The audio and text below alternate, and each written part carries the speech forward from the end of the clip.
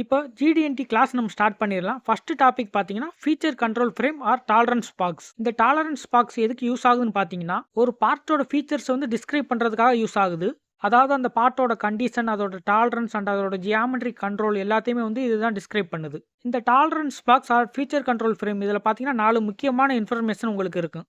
First பார்த்தீங்கன்னா அந்த பார்ட்டோட geometric characteristics இருக்கு. செகண்ட் அதோட டாலரன்சிங் டீடைல்ஸ் இருக்கு. தேர்ட் பார்த்தீங்கன்னா அது மெட்டீரியல் கண்டிஷன் இருக்கு. அண்ட் ஃபோர்த் ஃபைனலாக பார்த்தீங்கன்னா அதோட டேட்டம் டீடைல்ஸ் இருக்கு. இந்த 4 இன்ஃபர்மேஷன் எப்படி உங்களுக்கு அந்த பாக்ஸில் இருக்குன்னு பார்த்தீங்கன்னா GD&T சிம்பிளாக இருக்கலாம் அல்லது கண்ட்ரோல் சிம்பிளாக இருக்கலாம். இதை பார்த்தீங்கன்னா ISOல வந்து டாலரன்ஸ் பாக்ஸ்னு சொல்லுவாங்க. அதுவே ASME எடுத்துக்கிட்டிங்கன்னா ஃபீச்சர் கண்ட்ரோல் ஃப்ரேம் சொல்லுவாங்க. இந்த feature control frame or tolerance பாக்ஸை பார்த்தீங்கன்னா 3 டைப்ஸில் பிரிக்கலாம். Single frame, multiple frame and composite frame.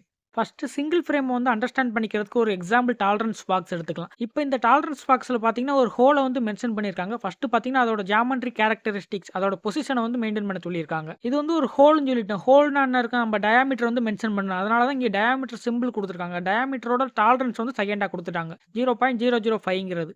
Next இதுலேயே பார்த்தீங்கன்னா மெட்டீரியல் கண்டிஷன் கொடுத்துட்டாங்க. அதாவது எம்மு போட்டு சர்க்கிள் போட்டுருக்காங்க. இது பார்த்தீங்கன்னா மேக்ஸிமம் மெட்டீரியல் கண்டிஷனை வந்து உங்களுக்கு மென்ஷன் பண்ணும். இதுவே மெட்டீரியல் கண்டிஷனை பொறுத்தவரை டாலரன்ஸ் பாக்ஸில் 3 டைப்ஸ் இருக்குது. Maximum material condition, least material condition and regardless of feature size அப்படிங்கிற 3 டைப்ஸ் இருக்குது. இதை பற்றி டீட்டெயில்ஸாக நம்ம கண்டினியூஸாக பார்க்கலாம். அண்ட் ஃபைனலாக டாலரன்ஸ் பாக்ஸில் பார்த்தீங்கன்னா ABCங்கிற அதோட டேட்டம் கொடுத்துருக்காங்க. டேட்டம் ஏல பார்த்தீங்கன்னா மேக்ஸிமம் மெட்டீரியல் கண்டிஷனில் வந்து மெயின்டைன் பண்ண சொல்லியிருக்காங்க. Second type multiple frame understand பண்ணிக்கிறதுக்கு இந்த டாலரன்ஸ் பாக்ஸ் எடுத்துக்கலாம். இதில் பார்த்தீங்கன்னா ஜியாமெட்ரிக் கேரக்டரிஸ்டிக்ஸ் வந்து 2 டைம் கொடுத்துருக்காங்க. ஒன்று பார்த்தீங்கன்னா அதோட பொசிஷனும் மெயின்டைன் பண்ண சொல்லியிருக்காங்க, அதோட பர்பண்டிகுலாரிட்டியும் மெயின்டைன் பண்ண சொல்லியிருக்காங்க. அதே மாதிரி அதோட டயாக்கு வந்து 2க்குமே டாலரன்ஸ் கொடுத்துட்டாங்க. பொசிஷனுக்கு வந்து 0.002ன்னு சொல்லிட்டாங்க. அதே மாதிரி அதோட பர்பண்டிகுலாரிட்டிக்கு பார்த்தீங்கன்னா 0.001ன்னு சொல்லிட்டாங்க. இதுலையும் பார்த்தீங்கன்னா மெட்டீரியல் கண்டிஷன் வந்து மேக்ஸிமமாக தான் மெயின்டைன் பண்ண சொல்லியிருக்காங்க. அட் த சேம் டைம் இதோட பொசிஷன் பார்த்தீங்கன்னா உங்களுக்கு டேட்டம் ABC 3லையுமே மெயின்டைன் பண்ண சொல்லியிருக்காங்க. அதே மாதிரி அதோட பர்பண்டிகுலாரிட்டி பார்த்தீங்கன்னா டேட்டம் ஏல மட்டும் மெயின்டைன் பண்ணால் போதும். அண்ட் லாஸ்ட்டாக ஃபைனல் டைப் பார்த்தீங்கன்னா காம்போசைட் ஃப்ரேம். காம்போசைட் ஃப்ரேம் ஈஸியாக அண்டர்ஸ்டாண்ட் பண்ணிக்கிற மாதிரி சொல்லணும்னா ஒரே ஜியாமெட்ரிக் கேரக்டரிஸ்டிக்ஸை மல்டிபிள் டாலரன்சிங் அண்ட் பார்த்தீங்கன்னா மல்டிபிள் டேட்டமுக்கு வந்து ரெஃபரன்ஸாக எடுத்துக்கிறது தான் பார்த்தீங்கன்னா இந்த காம்போசைட் ஃப்ரேம். இதை நம்ம அண்டர்ஸ்டாண்ட் பண்ணிக்கிறதுக்கு இந்த டிராயிங் வந்து நம்ம எக்ஸாம்பிளுக்கு எடுத்துக்கலாம். இப்போ நீங்கள் ஒரு கம்பெனியில் ஜாயின் பண்ணி ஒரு ஃப்ரெஷராக இருக்கீங்க, இப்போ தான் GD&Tக்கு வந்து பிகினராக இருக்கீங்கன்னு பார்த்தீங்கன்னா இந்த மாதிரி தான் உங்களுக்கு சிம்பிளாக தான் உங்களுக்கு வந்து ஒரு டாலரன்ஸ் பாக்ஸ் இருக்குது. மேக்ஸிமம் ஒரு டிராயிங்கை நீங்கள் எடுத்துக்கிட்டிங்கனாலே அதில் உங்களுக்கு டாலரன்ஸ் இருக்குது, டைமென்ஷனிங் இருக்குமே தவிர அதில் டேட்டம்ஸ் வந்து ரொம்ப யூஸ் பண்ணியிருக்க மாட்டாங்க. டேட்டம்லாம் ஒன்றுமே கிடையாது. XY ஆக்சிஸை வந்து ரெஃபரன்ஸாக எடுத்துக்கிட்டு கொடுக்கப்படுறது தான் அந்த டேட்டம்னு சொல்லுவாங்க.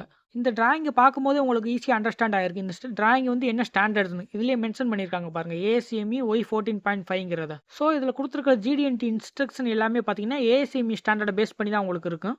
இந்த டிராயிங்கை ஃபர்ஸ்ட் நம்ம அண்டர்ஸ்டாண்ட் பண்ணிக்கிறதுக்கு முன்னாடி டாலரன்ஸ் பாக்ஸோட ஸ்ட்ரக்சர் பார்த்துடலாம்.